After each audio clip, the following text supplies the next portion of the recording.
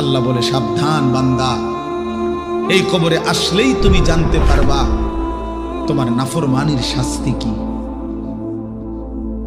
সুম্মা কাল্লা সাউফা তা'লামুন, আবারও জানতে পারবা হাসরের ময়দানে জাহান্নামের শাস্তি দিয়া তোমার নাফরমানির পরিণতি কি। দুইবার বলছেন আল্লাহ, একবার বলছে কবরে জানতে পারবা তোমার নাফরমানির শাস্তি কি, আরেকবার জাহান্নামে জানতে পারবা হাসরে তোমার নাফরমানির শাস্তি কি।